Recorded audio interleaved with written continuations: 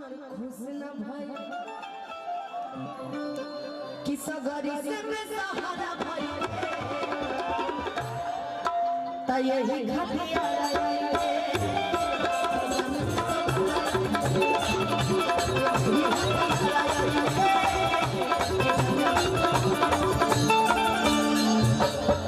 लगा दीजिएगा। बहुत सारे गाने आधा छोड़ के जाना पड़ा इसलिए क्योंकि बहुत सारे कलाकार थे। अब तो बहुत कम लोग हैं गाने के लिए। अभी हमारी निशा दीदी आज हमारी सोनी दीदी को आप सभी ने सुना है। निशा दीदी बहुत दूर से आ रही है, इनके पूरे फेस में सिर्फ लिपस्टिक ही मुझे नजर आ रही है। कुछ खास बात है क्या आज कोई खास बात है? ओह माय गॉड, आज शिवरात्रि के दिन पे सच में कोई शिव नहीं ना मिल गया आपको? अच्छा, निशा जी का फेस दूर से ग्लो कर रहा है। हम तो देख रहे हैं कि सिर्फ लिपस्टिक ही लेकिन हमारी सोनी दीदी की बिंदी बहुत ज्यादा नजर आती है, हमेशा उनके फेस में अलग सा ग्लो करता है। हम लोग को तो कोई पूछ लेकिन आइए, बहुत ज्यादा प्यारा आशीर्वाद दिया जिसको सभी गाते हैं। निशा जी के भी मुंह से आपने वो गाना सुना है और मेरे मुंह से भी, तो वो भी फरमाइश है।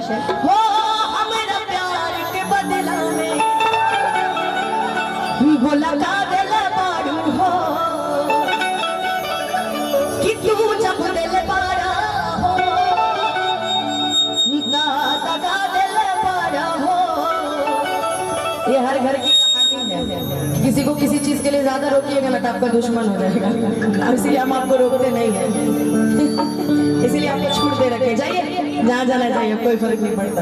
लेकिन जो पहला गाना का फरमाइश से आई, सभी मिलके इसमें एंजॉय करेंगे, डांस भी करेंगे साथ में। कि चीज बाटे खींचा जानी ताकि आगा पीछा, अरे रहुए ले जाई है हमारो बाइछा, कौन साफ बात देख नहीं जाए। तो लड़का कहता, तू लोग कहता रहो, इसमें से कौन कौन कह रहा है? बस, और पीछे से कहते रहो हम नहीं कह रहे हैं। लेकिन ताली बजा के एंजॉय करके गाएंगे कि हम हाय दीवाना कभी नाचे, हम हाय दीवाना कभी नाचे, अरे आ जाइए नाचे, चलिए नाचे, आ जाइए नाचे, चलिए नाचे।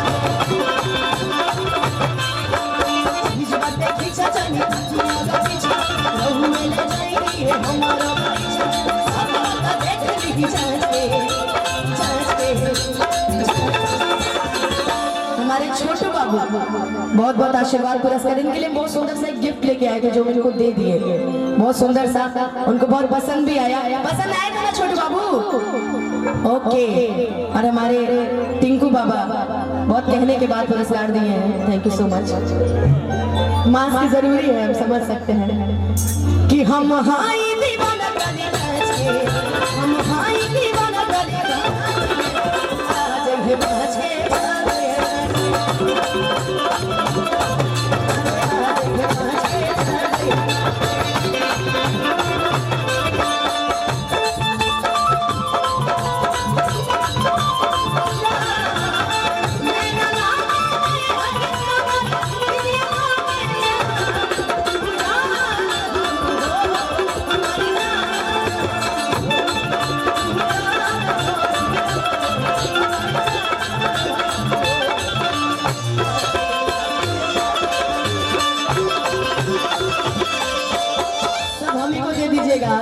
तभी हमारी बहनें बची हुई उनको भी देना है, ठीक है?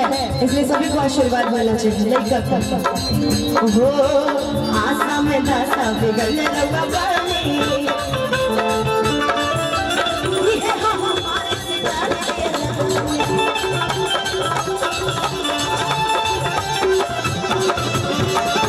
कि ऐसे करेगा पता नहीं।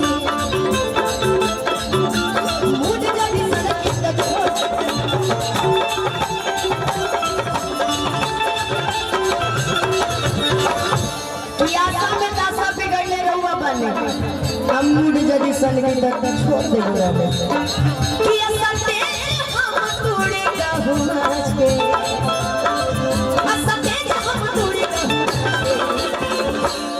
कि हई हमन दीवाना करे, हई हमन दीवाना करे, अरे आ जाइए नाच के, चले नाच के।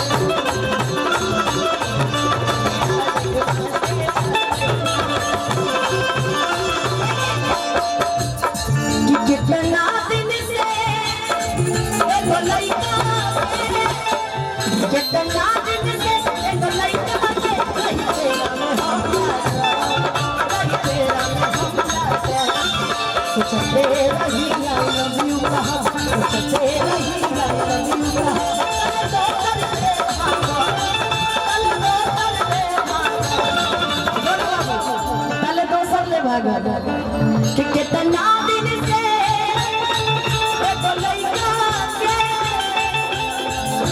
ये गाड़ी रास्ते में है यूपी 21 CB0008। ये जिसकी भी गाड़ी है प्लीज हटा दीजिए, आपकी गाड़ी बीच में खड़ी है। आप आ रहे हैं,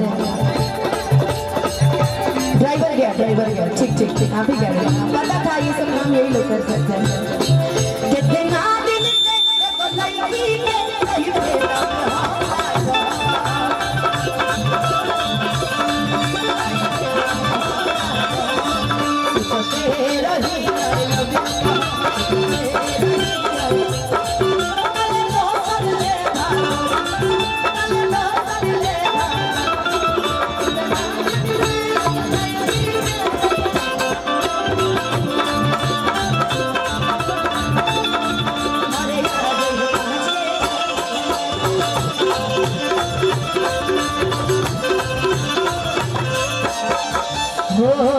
ताजा गुलाब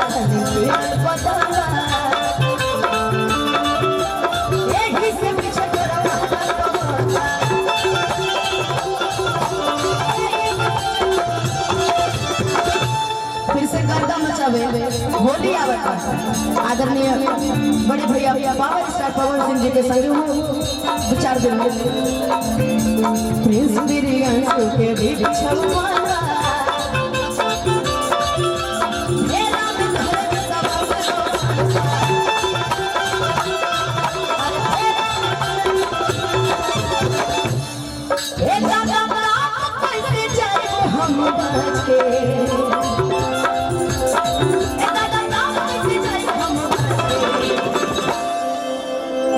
अच्छा आपके साथ तो मेरे भी होली आ रहा है।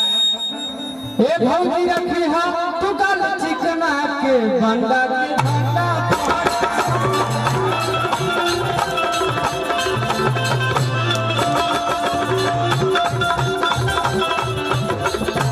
इनके साथ गमगीन होली भी आ रहा है। वो तो नहीं बताया कि होली में चल जाएगा हम घरे घरे है ना। इनका एक और गाना आया था कि असो होली में कैलाश बवाल की मालिक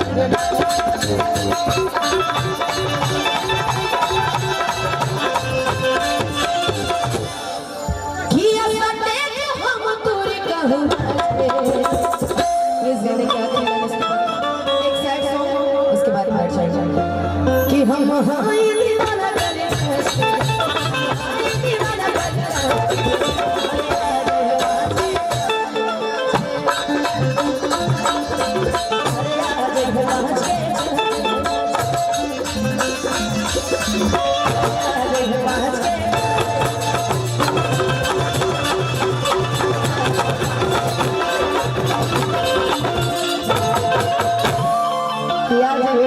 चल जाइए ना जाए एक और हमारा गाना आयल रहे आदरणीय बड़े भैया के शादी लाल भैया के साथ कि पहिले से ज्यादा लगिले चाहती सुना दिए महीना में बनल बेटी कि नहीं हर में रहल दूती तिहरी ससुरवा में